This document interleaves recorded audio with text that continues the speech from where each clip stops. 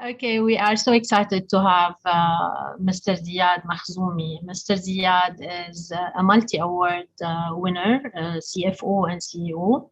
He's Lebanese British. He's based now between Dubai and London, I believe. Yes, okay. And Greece. Yeah. And Greece, okay. And I'll turn it over to Ziad to introduce a little bit about him, talk a little bit about himself, and share his story, what brought him into coaching. Great. Well, good evening, everybody. My name is Ziad Makhzoumi. I have a very interesting career. Started as an electronics engineer. And there's a reason why I did that, because I love math and physics, scored almost perfect scores there. Didn't like things that I had to interact with people, to be quite honest. Did engineering, did my MBA in banking and finance, then worked as a strategy consultant in 3 continents at the same time. Left, went into acquisitions, mergers. And during my career, I mean, I had lots of interesting things that told me basically I need to understand how people think. So I want to share with you some of the interesting events in my life that made me better at what I do. For a business, people ask me what I do, and I said I design strategies and influence change.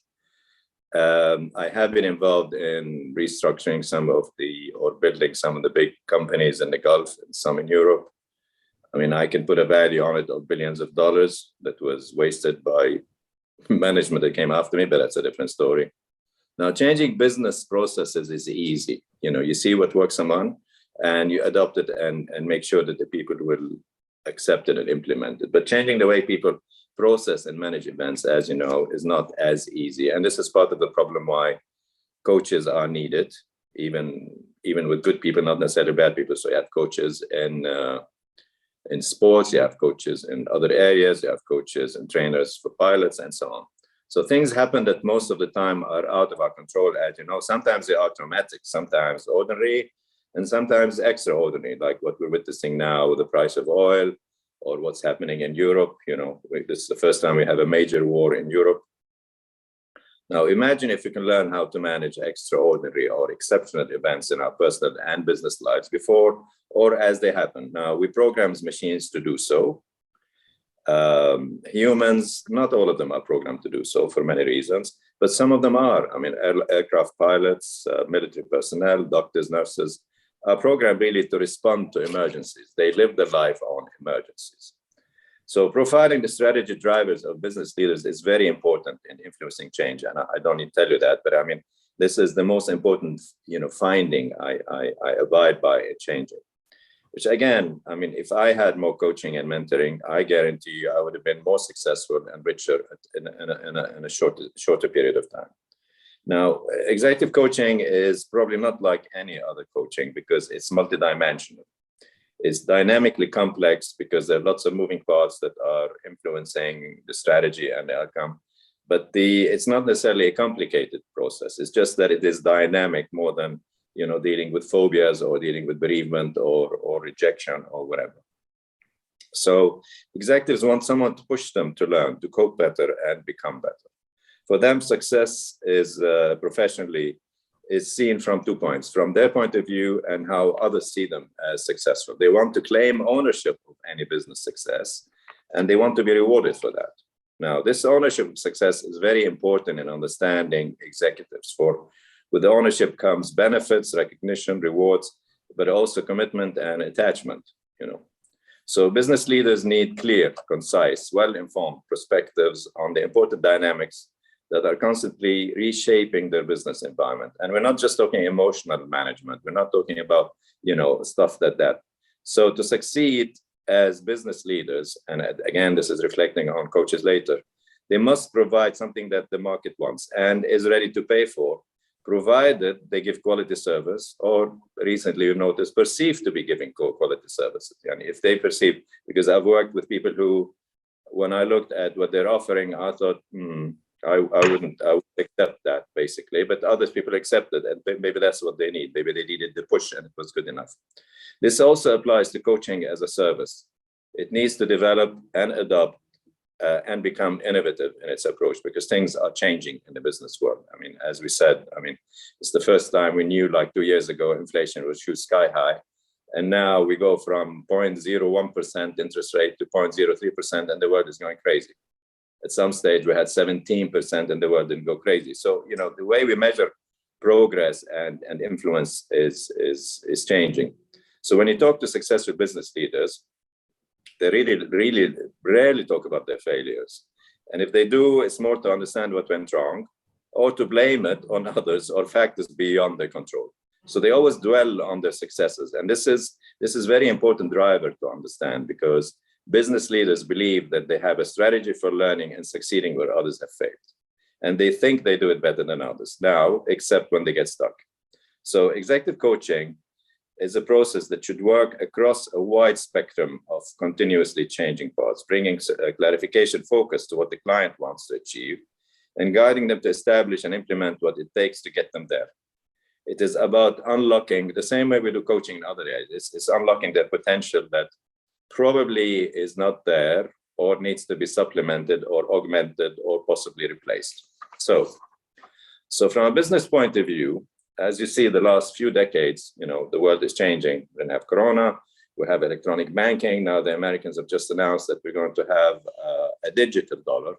And I don't know what it means, if it means, you know, putting the middle finger for everybody, but we're not going to talk about politics. So the last few decades have shown us innovation inside organizations without acceptance of change and the having the resources to do it all across the board, things will not change.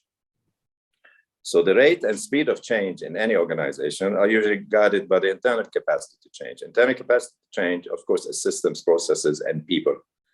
And people, if they're not changing, whatever you do at any level, there'll always be something that will stop it, or an obstacle, or somebody will get stuck. So you need, again, what we do in business strategy, we need to define the objective and why. We need to pace the organization and lead them, implement them. And this, the coach has to understand that.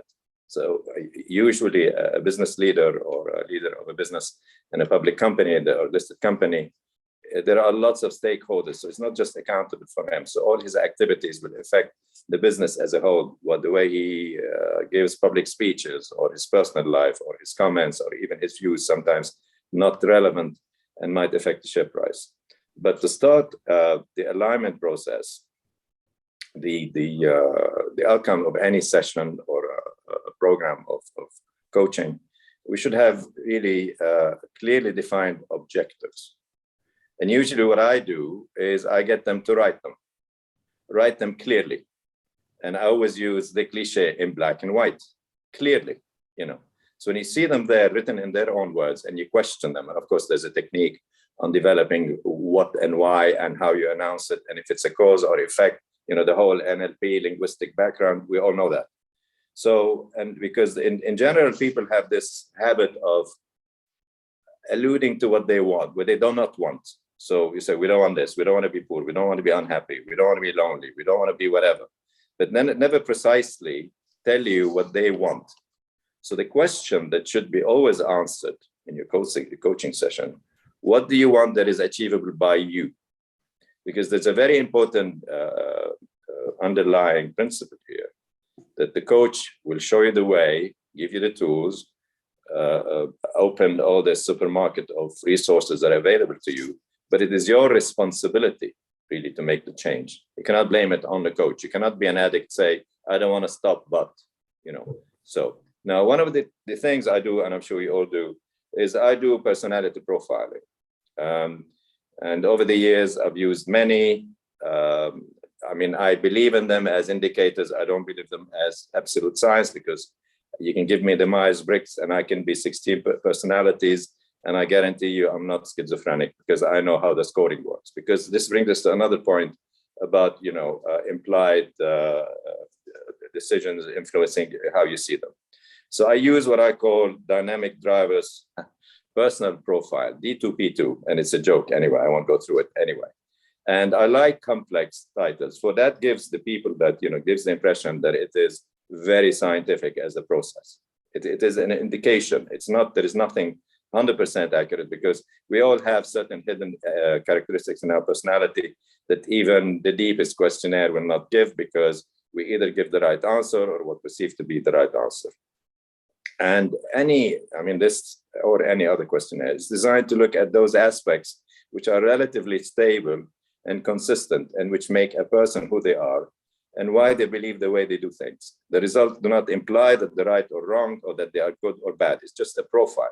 This person likes cheese, this person likes whatever. So, the more you know, it's like data mining. The more you know about the habits of a person. This is why when you go online, they always send you these rubbish notes, they want to buy this, they want to do that, and so on. From the picture of the person, we can develop some idea about the very way they likely to react or behave in different situations. And it highlights those processes and some predictability, but it's up to the coach and the partnership, of course, with the client that you're working with, to understand those and accept that they are an accurate reflection of what is hidden or not hidden.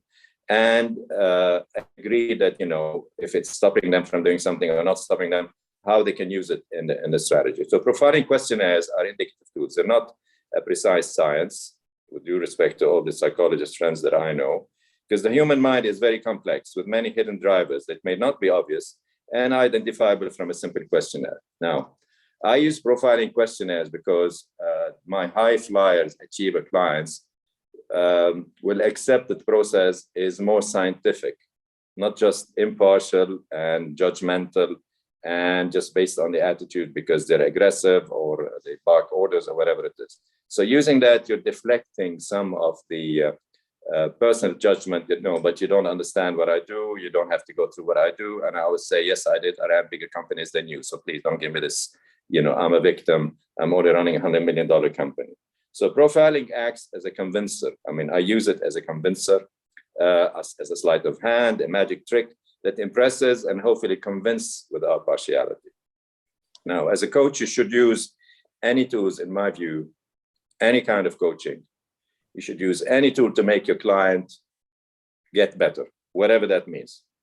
But in the case of business leaders, there are two main drivers. There are many, but these are two main drivers you should look at. One is how the individual sees themselves as a success in business, but most important, how others see them as successful, because that will have implications on recognition, awards, cash bonus, titles, OBEs, whatever it is. So, but when interpreting the data, you have to be aware there are misleading influences which refer to as impression management. And again, going back to my classical NLP, you have deletion, generalization, distortion, and so on. And these are similar in a sense. There are three main categories that are obvious, there are probably more. So there is the denial, defensiveness, or suppression. And this is an attempt to suppress anything that must be perceived as negative. No, everything is great, I succeeded, not having any issues, not a problem, but there's always a but. Now, there's also the exactly opposite, so faking bad. These are the people who always see bad in everything. The world is coming to an end, Putin went into Ukraine, therefore we can't do this and we can't do it. So, and the most common one is what I call templating. So it's like cut and paste. So the person will want you to, they think they understand what you expect them to say, and they technically fake it. So they're faking good. No, everything is great. Never had any problems. Never had any HR issues. Banks are fine. So, but these three things, you have to be aware of them. You should be able to, and usually, when they give you statements, you test, you check. It's typical coaching to find out what the problem is. But each coaching program should be tailored to each individual, because it is not, you take a big questionnaire or a list of things and you just tell them this is how you do things. You can, but you will lose them and nothing will happen. Because as you know, in some instances, adverse behavior and skill deficiencies and effective strategies go unrecognized. People have a stutter that they hide, or they're afraid of speaking in public, and they are hidden behind attitudes and mindsets. So it is, I always say when you go into profiling mindsets, it's like a minefield. You have to understand what is there, because if it explodes in your face, you will lose the client. Now, so by identifying and addressing these issues, these areas of concern will be brought to a level of conscious awareness, typical, psychology, NLP, and could be managed more effectively provided your client agrees with that. Now, senior executive, as you know, often experience a sense of isolation, a lack of facility to talk to these issues through. So you need them to open up and trust you, you know. And the success of the coaching approach, it has to be a partnership based on trust and accepting of responsibility. The client must trust the skills of the coach, but must accept full and sole responsibility up to a point for the results that they will achieve and value, and the value it creates in their lives. Because if they keep on putting the responsibility on somebody else, they'll never change. Anyway, I'll stop now, and we can go through any questions that you want. Anything that you want, ask me. I'm not shy.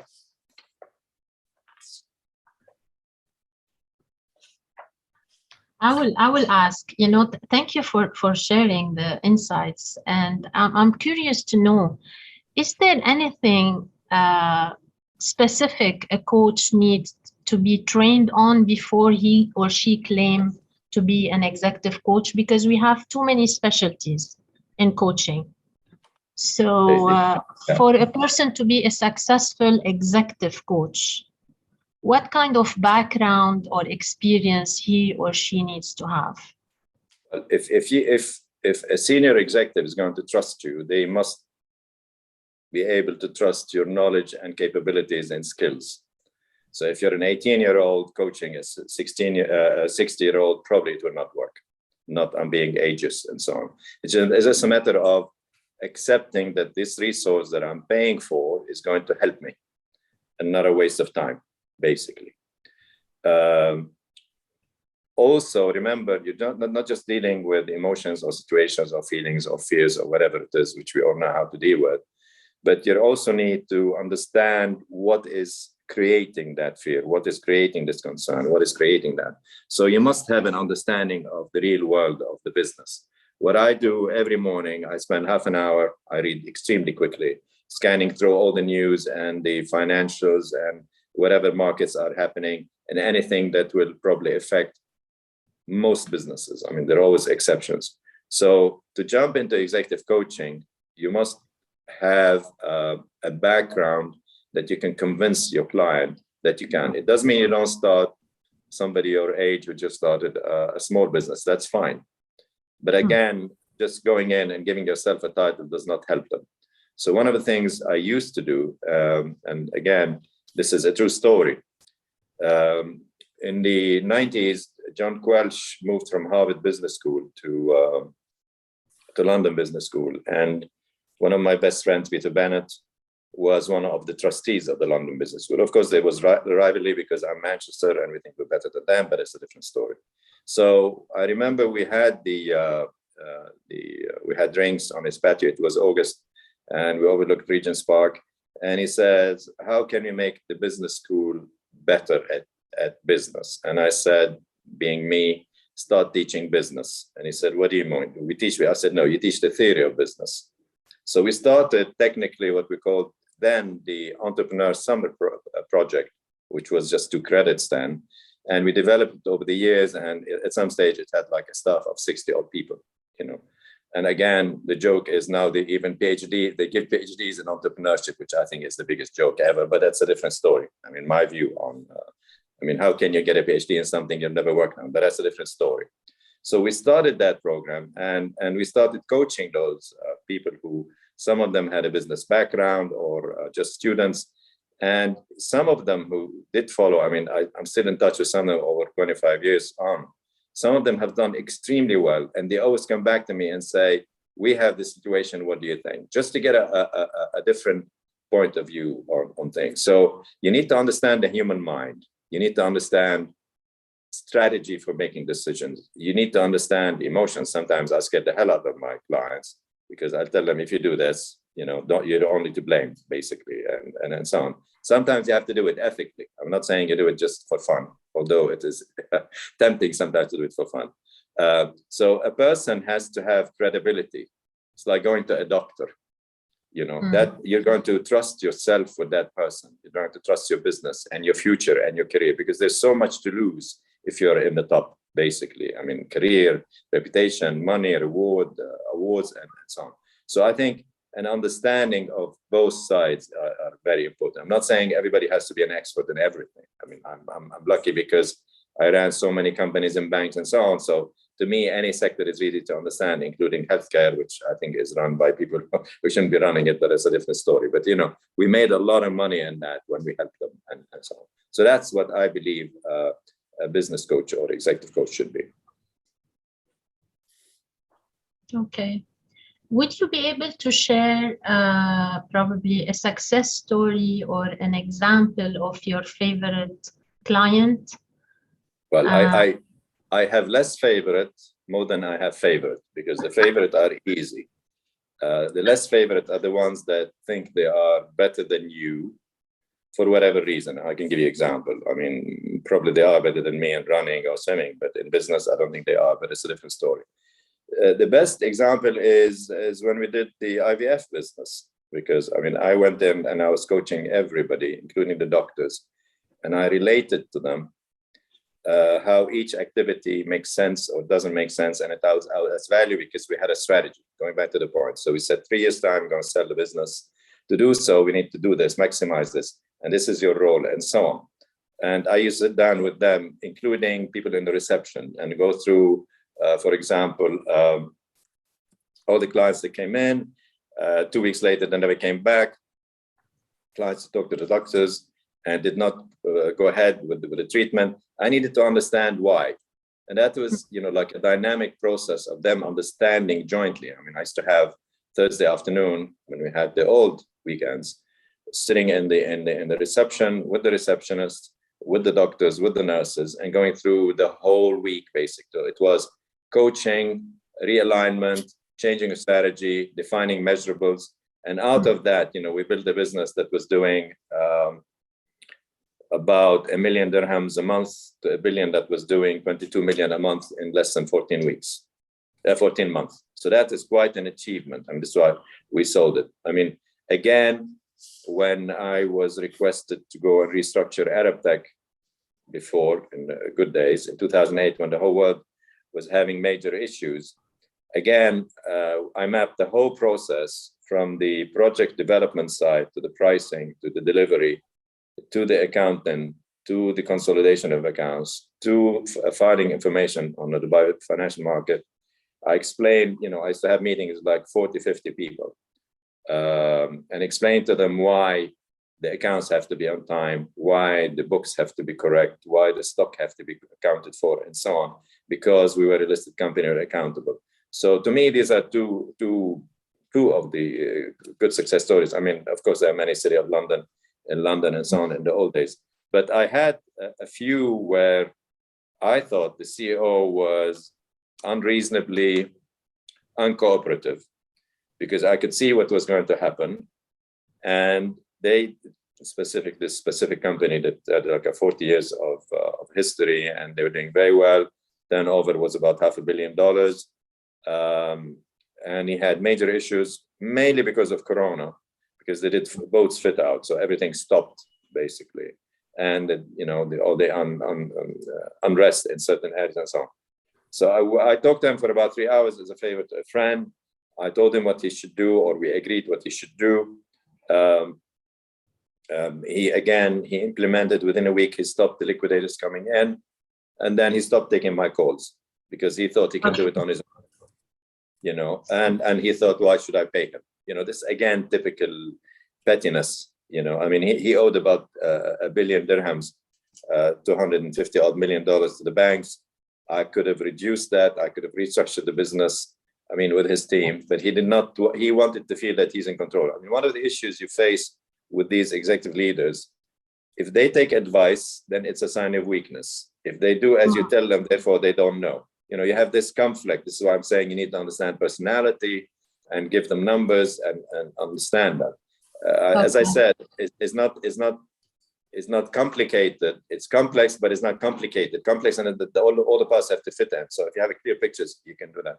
And there are many others like those. I mean, thank you. Anyway.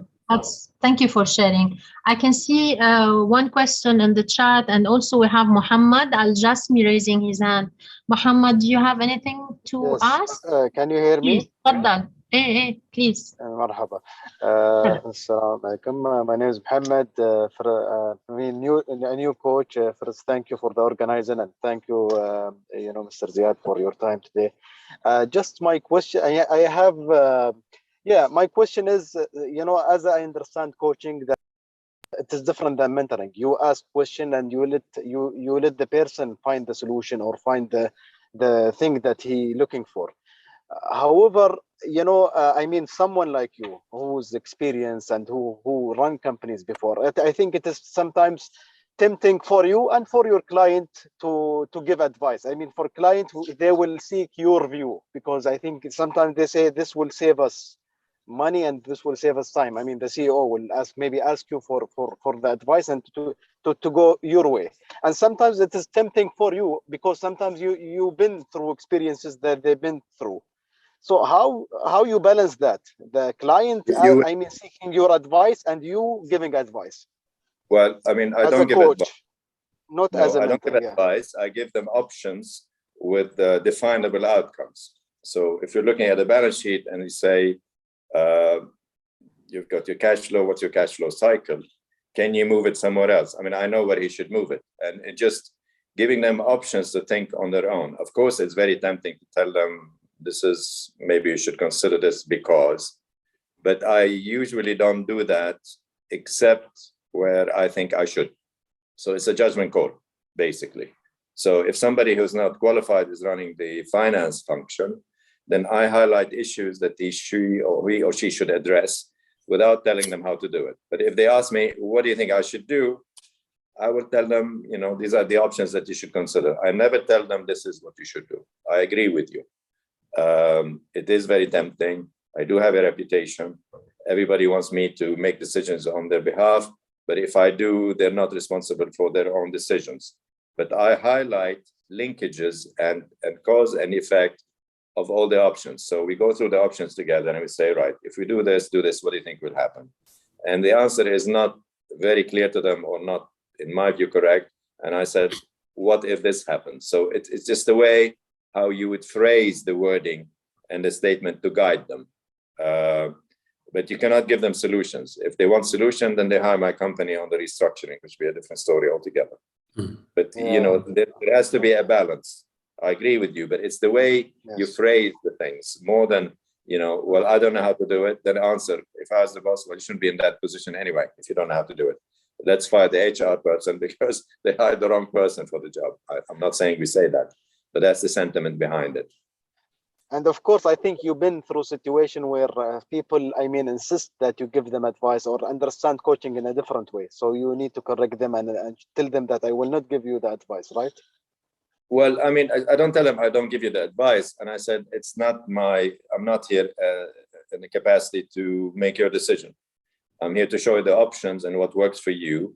If you do this, let's see what will happen. And if you see this, what will happen. So you teach them how to think like you without taking their job. Most positions I go in, in the last 7 years or 8 years, I will go in and technically shadow run the company, but that's part of the training of running the executives themselves. You shadow the CFO, you shadow the CEO, you shadow the HR, you shadow X and Y and Z, because you want to make sure all these elements of the strategy work together.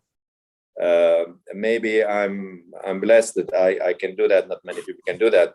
But at some stage, this is why you need to start by defining exactly what the executive wants from you. This is why I suggested we write it technically in black and white, just in case somebody is colorblind. But you write it very clearly and agree. And when you write it very clearly, it has to be not more than 10 or 15 words. I don't want the world to become a better place. It's not my job or yours. But you also have to define it very clearly on the linguistic side when you do the questionnaire. Is how they look at it as a cause or an effect. Because if it's as a cause and they don't have a strategy for changing it to become an outcome that is positive, that means they're looking at the problem or the situation, and I don't want this to happen. That's why I said you need to understand the strategy. How do they make decisions? I don't want this to happen, or I want this to happen. So how can we make it happen, right? So all these things, that's why I said there are multi-layer, multi-dimensional approach in the executive coaching. None of them are complicated, but unless they fit together, they will not work.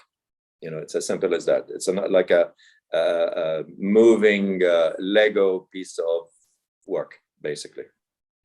Okay. Sarah, you have a question. Muhammad, you done? No, thank you. Thank you so much. Okay, Kamal perfect. has a question Sarah. as well. Sorry? Kamal has his hand up. Yeah, Sarah, she has a question. She unmuted herself. Okay, sorry, Kamal. I think you were ahead of me, but I'll dive in. So thank you for what you've said so far. It strikes me that what's been particularly put things in stark relief is the pandemic was. I constantly hear this reference to this was an unprecedented event, and it strikes me that a lot of leaders weren't aware of that. You talked about emergencies happening and that leaders should be prepared for them. And in my view, a pandemic is such an emergency. Nassim Nicholas Taleb talks about fragility and how our systems are fragile, and we're very, very susceptible to kind of chaos happening very quickly. So I'd like to know from you your opinion on what do we do to get leaders to be much more aware of, you know, situations, the possibility of emergencies, to actually prevent some of this sort of chasing tail firefighting that then happens. What would be your opinion, and how do we make or help leaders to become far more, if you like, able to think complexly about the world and world situations? Well, two things. Again, going back to my point, advice John Quelch, start teaching business and not the theory of business. The problem is the world, in my view, again, my personal views, because every time I give a speech, somebody stands up and say we disagree. The world is now becoming very political, very run. The majority of us are just accepting our fate. We don't even, I mean, I'm not even on the electoral register in the UK anymore because I don't believe in what is happening. Going back to the pandemic, 2013, the Americans did write a paper. The CDC wrote a paper and said, the SARS-1 is going to mutate. In less than 7 to 8 years, it will get worse. Obama had enough supplies of oxygen and tanks and emergency so on, but it became political when the Trump administration came in. Unfortunately, we follow the Americans in everything we do. Again, UK, disaster, and so on, other areas too, because nobody wanted to admit that we have a problem. We do have a problem.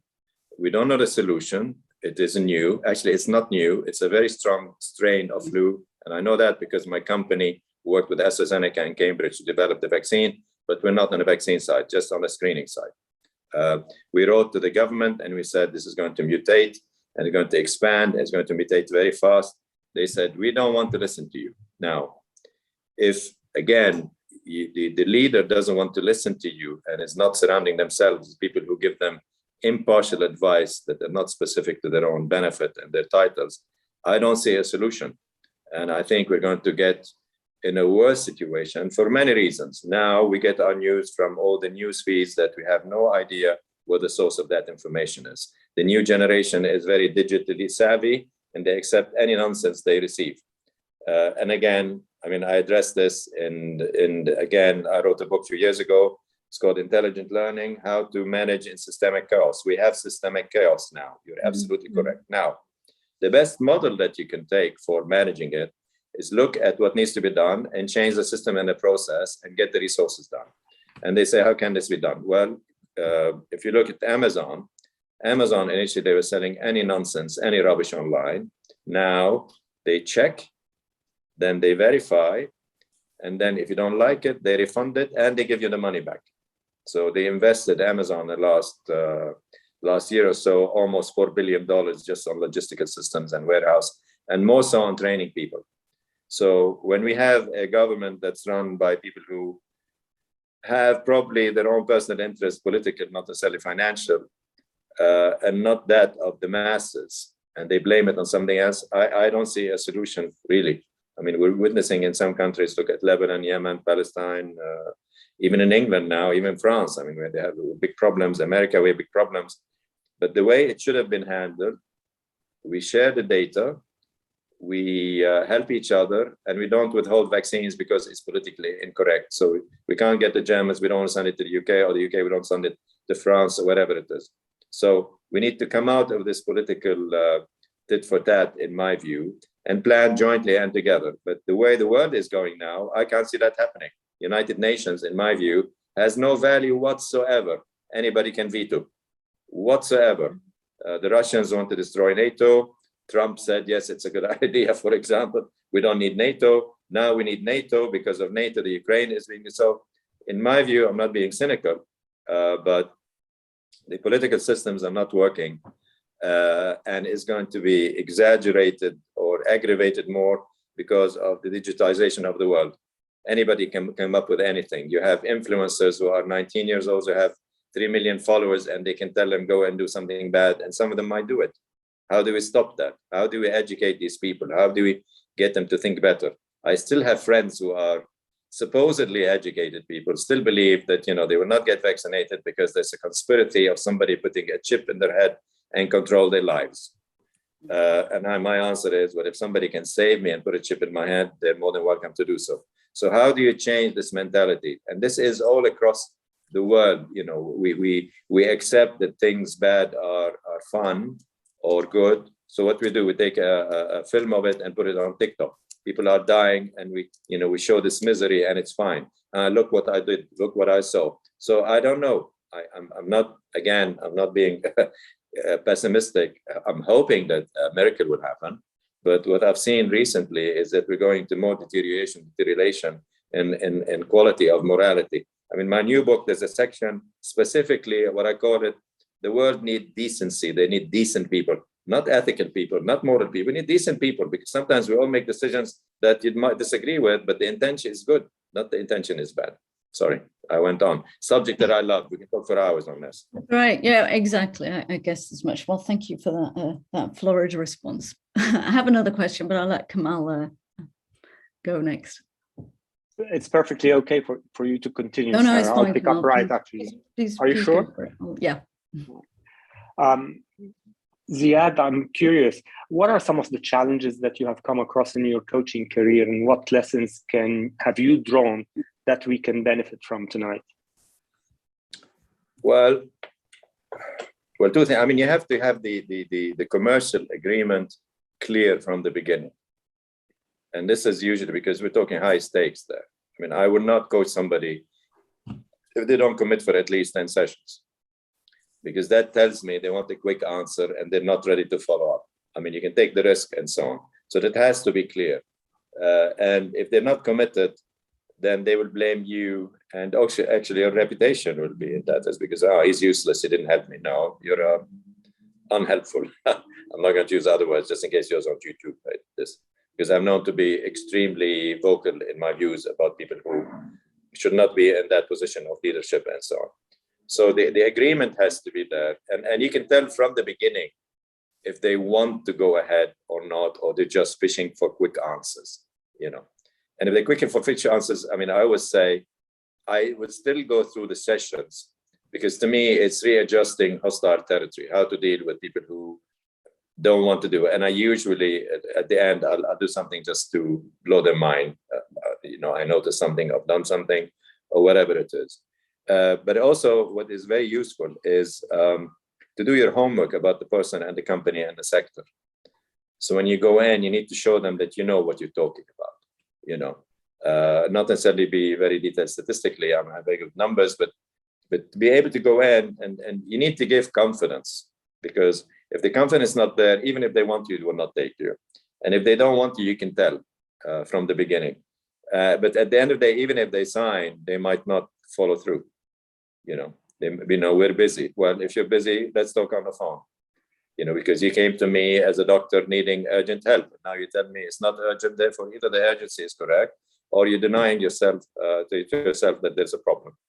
And I've seen it in many companies. I mean, the last company was early last year. I was telling about this company, well-known name. I've known the guy for a long time. We came across each other because of the business. And after the first 3 sessions, he thought he had all the answers. And he went back to his own ways, and the company went bust. And he personally guaranteed the $300 million to the banks, personally. So after 40 years, either walk out nothing or go to prison, which is sad just because of, I know better than you. Well, no, you don't know better than me because you're in this mess and I'm not. Now, how you approach it depends on the personality, you know, but I don't think you should give in. I never say I agree with you. I always say, for example, let me think about it. Let me review the situation. Provide me with more data. I already have the data, but this is like a buffer instead of taking polarized positions and they say, no, my way or the highway. I might say, well, my way or highway. I'm not bust, you are, basically. I mean, but just as a thought, not as words to be spoken. So you need to understand the person, you need to understand the background, you need to read about them if you can, read the business, the industry, and so on. I mean, I was in one of the family offices conferences, which was my first and last one. And I had one head of investment family offices who invested in identical 3 technologies in the same country. And my answer is, excuse me, why the hell would you do that? You either believe none of the technologies work, or you have no clue what you're doing, basically, or you're getting a benefit as a kickback. I mean, I would not invest 3 identical startups, basically, without knowing where the technology is going. So I gave him the example of Betamax and VHS. Betamax were far superior as a recording tape, but it didn't succeed. VHS did. And now we don't even hear about them. Even that did not succeed, you know. So it's the kind of thing you need to engage them. You need to get, I mean, again, in the conversation, which should not be less than 45 minutes or so, the first session, is to put doubt politely, ethically in what they are doing is not the only option available. But if that doesn't work, you're just going around in circles, and it just, you know, they look at cost, not at value, in my experience. Thank you. Thank you. We have a question from Karim. I don't see Karim. Yeah, the question that he has is, with the rise of artificial intelligence and other fast-changing global factors like the economy, Generation Z or Gen Z is dealing with unprecedented situations that your generation maybe didn't have to deal with and might require a different approach to leadership and business. So my question is, how would hiring a coach from a different generation add value? Are we talking young to old or old to young? Let's look at both. Well, you know, coaching is know-how transfer, is showing you how to use a strategy and how to do it. And I disagree completely that they have challenges we didn't have, except that they are, and most of them are so technology dependent that they've lost touch with reality. I had to change 3 buses to go to school in my days. Now you can study at home. I did not have a computer. I had to write everything manually. We didn't have a photocopier, basically. When I was headhunted by Booz Allen, I had to wait 2 weeks in the Manchester Business School library to borrow the brochure because there was only one, whereas now you can go online now. So it is not true that we had it easier. The challenges probably were seen to be different, but we had our own challenges. We didn't have mobile phones. We didn't have internet. We didn't have computers, you know. At best, I remember we used to have to use a slide rule, not even a calculator, when we had to calculate angles and stuff. So I think you have amazing tools that are available to us, but at the same time, Generation Z has become so dependent and out of touch with certain realities that they think they can go online and go to YouTube and learn about anything. It is true, except that the source is not necessarily the correct source that you're learning from that. So I think it's the balance, and it's not a matter, you know, I need people with white hair or no hair, in my case, to come and advise me. I need people who have experience to come and advise me. And that usually comes with age, because you cannot run a public company at the age of 19. Probably you can at the age of 26 because you just listed it, and so on. So it's not a matter of we had it easy or they have it difficult. No, the economic situation now is probably difficult because it's more competitive, it's more political, Certain countries now are not allowing people to go and work in them and so on. And we can see that, yes. But in my days, it was the same. We had a civil war in Lebanon. We didn't have electricity to study at night sometimes, but we did go through engineering, and we made it through even when the airport was closed all the way to England. So, I mean, I know people still do it now, immigrants and so on. So Generation Z, which I found out what it means 2 years ago, has great advantages where they create value where we could not. And they have to do that, but they have to understand the basis of business are the basis of business. In my view, the only thing that's changed is how you value digital non-reality or reality. How do you value a company like Apple? How can you justify? I mean, I wrote an article is, how do you value value? How can you justify Apple is worth 3 trillion? I think it's a joke personally. But somebody does value it that way, and they can do that. That's fine, you know.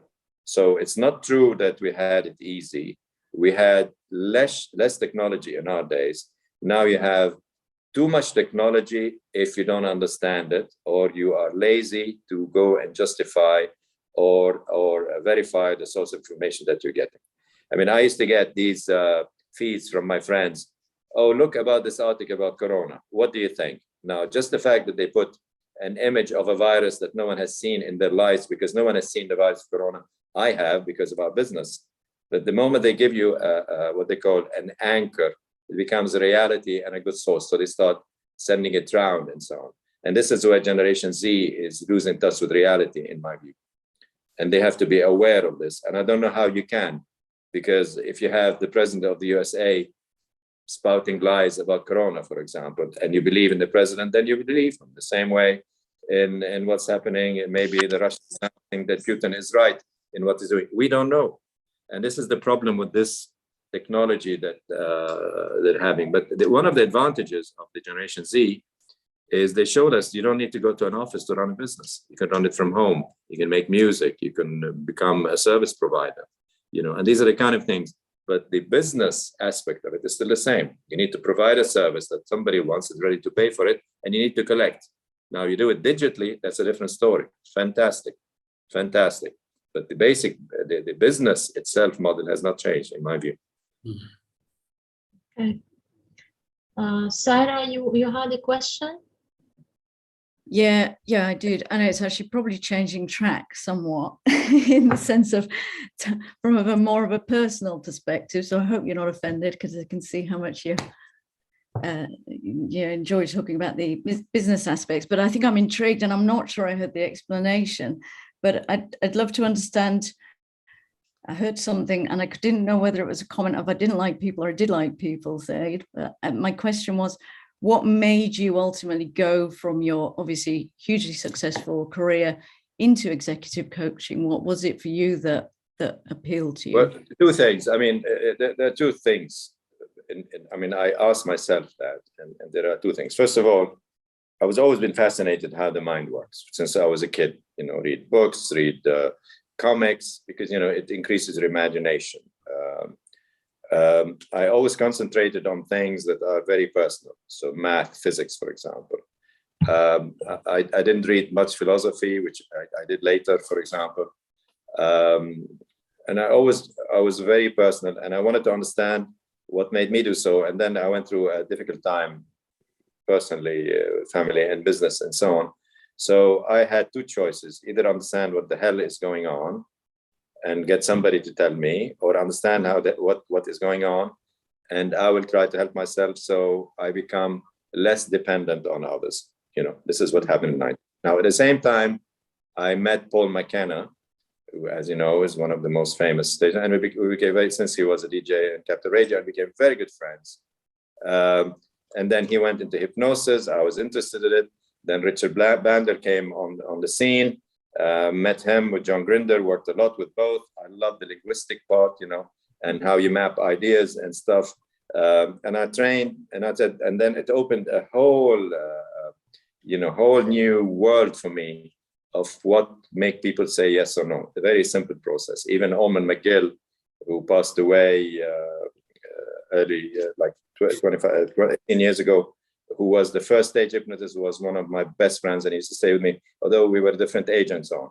Tony Buzan, the mind mapping creator, we started writing a book before he died 5 years ago, and so on.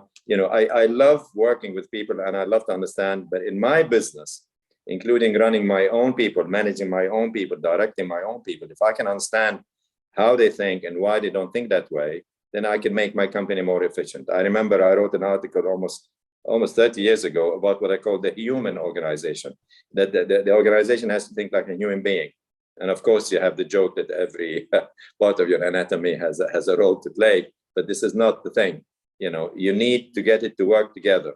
And then I found out, well, if that's the case, and in general, I'm a hippie by nature or a terrorist by nature, I don't know, but I prefer not to work with people and spend too much time telling them how to get it right if I can get it right. So it was a balance.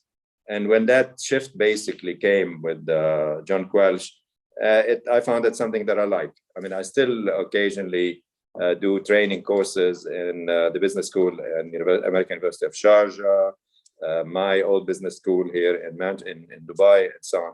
So it's something that I like. I believe that, if you can educate the young minds, and this is not a value statement for me, I think the future is the young minds, and we have to help them think differently. I like to do so. I remember in one lecture I gave at the American University of Sharjah, one young girl who's a local stood up and says, "But tell us where to find innovation." So I said, "Okay, all of you stand up, please, in this hall." And they did. And I said, "Look around, that's innovation. These are the minds that have to be there." And I found it's easier if I can do that, because I'm not dependent on an office. I'm not dependent on an organization. I work with Buzan, I work with Arab Tech, I work with all the big funds and so on. And I found that I enjoy my freedom and flexibility. And being like a good cook, you enjoy what you produce, basically. And you do it when you want. It gives me the flexibility. So I say I spend my time between Greece, very little in London for tax reasons, and Dubai. Okay, thank you. I did have one more. Am I allowed? Of course. And again, it's going to be personal. So you clearly have a very, very clear style. You know what you want. You see the BS. You call it out. I'm very similar, but probably toned down massively, and obviously can't even begin to claim to have anything like the career. And that is, it's a blessing and a whatever the opposite is. It can get in the way. It can be good as a filter, but sometimes, obviously, when we do talk very directly, very assertively, we call it a spade, and we call out rubbish that's going on and challenge it. That can backfire, certainly if you're female, because people don't like that. So you obviously don't have that situation, but how do you handle it when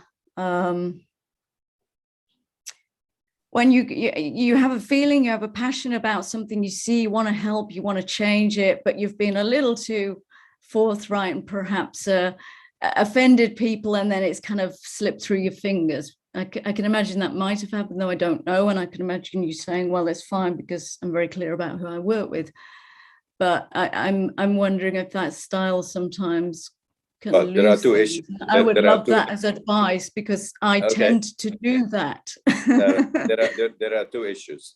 To me, a good coach is gender agnostic. So if they don't take your view because you're a woman, you shouldn't work with them. It wouldn't work anyway. So that is not an issue. I remember I gave a speech almost 8 years ago in Women in Leadership, and I was booed down because I said, "Why do you want equality?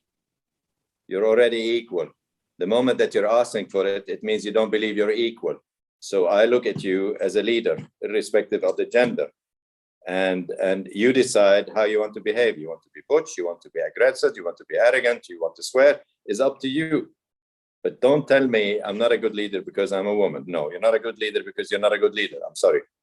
I mean, maybe the opportunities are not there very politically and so on. So the issue, they don't listen to you, or not, you can flush the BS out. There are different ways of doing it. I mean, usually if I'm in a big crowd, I don't restrain myself. And usually people stand up and say, "These are Ziad's views, not that out of the conference organizers." It happened last time when I gave a speech in Expo 2020 for my old business school, and the director stood up and says, these are not those of the University of Manchester views, these are of Ziad. So I politely said, then I will ask you before I make any comment that the derogatory. Can I say the Prime Minister is an idiot? Oh, no, I can't, for example. So I can get away with it. But being a woman in a situation, the only way they can attack you is that you don't understand the sector or the business. And part of it is sexist, I agree with you. But you should not back down if you believe you're right.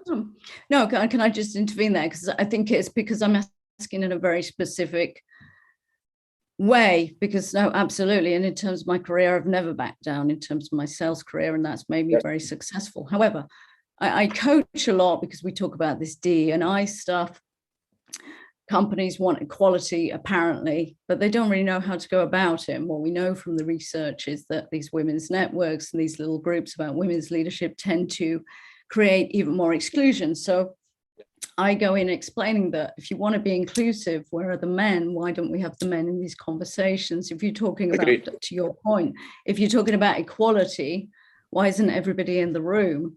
And so, you know, that kind of attitude, because that's change, right? That kind of attitude doesn't go down so well. So I'm not sure that it's, go on. But you know, this attitude will always change. Will never change with some people unless something drastic happens.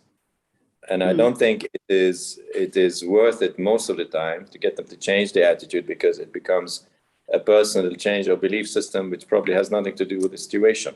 So, but if they use it to attack you or not respect your qualifications or what you're providing, my answer is go to hell, politely. No, I don't have that issue. that's you know what I mean. It's purely about the change. You know, but I mean, to be aggressive in the way, it's a style. I have different styles with different people. Most of the time, believe it or not, I'm extremely gentle and polite. I'm always polite and respectful, till I smell some BS and I say, can you put the air conditioning on or spray something? He said, why? I said, because a lot of BS coming out now. So stop it, otherwise we can't move forward. How you put it, how you send that message, but you have to you need to flag it, otherwise you cannot go on. But I've worked with female leaders in business, and even it's the reverse, you know. They want to prove to you they're better than you. And I always tell them, this is not a competition. This is not a competition. I go to my doctor and he says, you lose weight. And I said, did you look at yourself? You're overweight. But I still have to take his advice on the medical side, because no one is perfect, basically. So, you'd always find this. Again, I know it's some MBA graduates, women leadership of whatever it is, European thingy, where I said, well, some of you don't want to get involved in politics. I said, what do you mean? I said, half of the Norwegian parliament is empty because they did not get the 50-50 ratio. And I think just forcing a rule does not mean that it will work. You should work with whatever people want, you know. So you did end up with about 70 MPs instead of 100, which is good enough to rule the country, because you don't have much happening in Norway, possibly. But you can't just say, it's not right and it's not fair. People have different views. And in politics, going back to my view, extremist and hate and bias is becoming the main driver for being elected. And I don't know if it's against women or Africans or Black or Muslims or Arabs or Jews or whatever it is. I think it's a bad thing that is happening. And I don't know how we can change it unless we go back and change our education system, the way we bring our children up. We stop them communicating with the world through an iPad and get them to go out and kick a ball or go look at butterflies like we did when we were young. Thank you, Ziad. Sarah, any other question? I don't know. Do you want any more, Ziad? Look, this is a subject that I'm passionate about. I love coaching, and I work with young. I do a lot of pro bono work for people who've heard about me, and they contact me and say, we've got this business or we've got this idea. What do you think? And I usually, if I think that they are worth it and it's personal judgment, I'll sit down and work with them more than one session, because I want them to succeed. Look, the only way, in my view, the world economy will change if everybody becomes a business owner. Because as a business owner, you work 20 hours a day, you don't take any nonsense, and you're passionate, sometimes extreme, but you can work 18 hours, you can 20 hours, because what you work for is yours. I mean, how can you be more committed than that? Not everybody wants to do that, but I think the world is changing. And if you look, the most expensive defense systems are cyber systems. We spend more money on cyber attacks than on actual defense now. If you look at what is happening, the world is changing. The world is changing, and I don't think it's changing for the better morally. Decency, forget about morality and ethics. The world is changing. What do? We don't live with it. We have to have our own little bit and make it as much as possible. And I always say to all my friends, try to be an angel for a bit and help others, because the world needs help. The world, the way it's going, needs help. And I think, answering your question before, I think the world leaders need decent coaching. They are indecent leaders, most of them, and the world are dying or starving or not being well. And we need to do something about it. It's not a matter of throwing money at the problem, just that we need to change our strategy and work together. But I can't see that happening. And Corona has divided the world again. Globalization is no longer an option, because politically we need to blame something on someone. Now, for example, my son is refitting his apartment in London, and he has to wait 6 weeks to order something that is made in England. Now, I think that's a joke, really. I mean, that is a joke. Oh, we don't have the supplies, we have to get this. And again, going back, maybe should have thought better than just leaving Brexit the way we've done. I'm not saying we should stay, but anyway. So I think the world is changing, and we need to change our attitude. We need to change our education system. And as business people, we need to start learning differently, including being able to talk to somebody, because we're so isolated. Well, I'm not, but a lot of people are isolated. So that, they shut down all their options, they shut down all their emotions, and they make bad decisions. And we can't afford that in the world anymore. I mean, there are so many bad decisions that are being made based on politics, bias, arrogance. I won't continue. Yeah, no, I agree. Yeah, we have to hypnotize them all, Ziad. I'm also a hypnotist, actually, so we'll just hypnotize them all. That'll sort it, perhaps. I do that all the time. You should see me when I talk to them. They usually sign the check and say thank you. Maybe we need to have a session on that. Oh, we can. I mean, it's one of the things. We can. And I think some things that haven't been done yet is possibly have a trance session with different people. The interesting thing about it, I think, they will go into their different trances in different ways, and it'd be fantastic, in my view. And collectively, I'm sure you can come up with multi-dimensional solutions instead of just one. I mean, I still do sessions here when I have people that want change quickly, and they're usually surprised how things change very quickly, very quickly. I mean, I had a friend of mine, we're talking about, again, I'm not attacking life coaches. She went to a life coach and she told her you should embrace your weaknesses and open your chakras to the world. And I said, right, how does that raise the $500,000 that she needs? Explain to me how. I'm not saying she shouldn't. So you have to change your strategy. And we did a session. We talked. She's an old friend of mine. She's a good lawyer. We did a session in about 45 minutes. 2 days later, she was headhunted as chief legal officer of one of the big chains of hotels. And somebody called and says, oh, we heard about your venture. We want to buy some shares. Now, is it the chakras opening, or she was more focused by sending the right emails and so on? My answer is, I really don't care if it comes out as a better way, even if I have to cheat you. I used to read all of Milton Erickson's books and listen to all his magnetic tapes, which I still have in store in London, believe it or not, but I don't have a tape recorder to play on.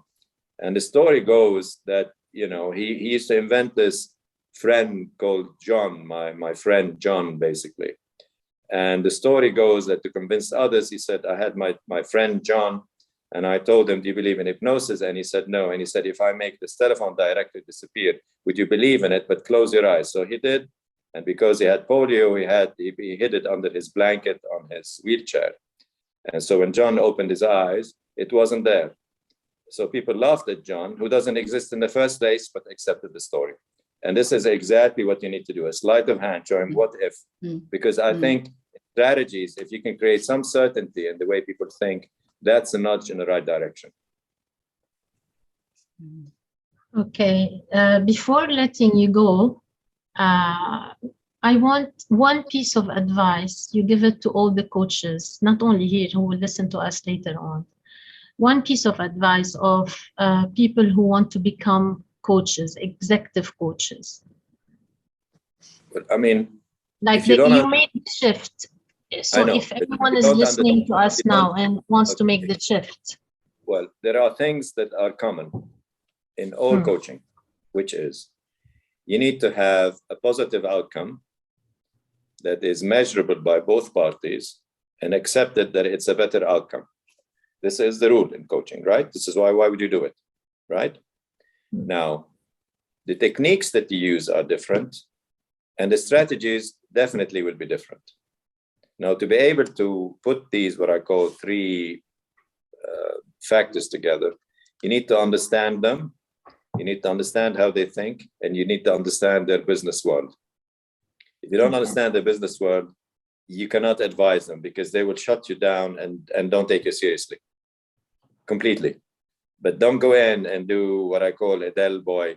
Did you hear about this? No, because most of them are very intelligent, very experienced, high ego, high maintenance people that don't have time for sound bites, you know. So you have to be prepared because, okay, I'll tell you what, one of the exercises we did in the early 90s with the people who wanted to start a business as part of the business school program, they would say, oh, we did a survey, and I said, this product, did you ask anybody if they want to buy it? We know they will. Well, how do you know? Did you ask them how much they're ready to pay for it? So one of the exercises I used to do two exercises which are extremely useful in group changes and management. One of them is I always had them in groups of 3. And I will say, okay, you're trying to sell me something, you're A, I'm B, the client, and C is just the observer. So A will try to sell B because we want to check the message and the delivery and the points and the strategy, and B will start shooting it down. And again, we'll say, okay, now it's your turn, Mr. Smart so-and-so, we swap. So now that you're objecting, you try to sell it to him, basically. And then we swap also with the observer. So you get a perspective, a different point of view of things. So when you do this, what I call the Holy Trilogy, then you get a different view on things and you will understand why people will say yes or no. Now, the other thing that I used to do, I say, right, we're going to do this exercise. You have been extremely charming at the bar. And last night you met the secretary of the CEO of one of the biggest companies. And you have convinced her to put through the call to the CEO by mistake. And you have 30 seconds to convince them to invest in your company. How would you do it? And we used to go through this exercise, basically, till they get the wording right. Now, the outcome is not important. It's the strategy at that point that they will overcome any objection and go for whatever is available, you know.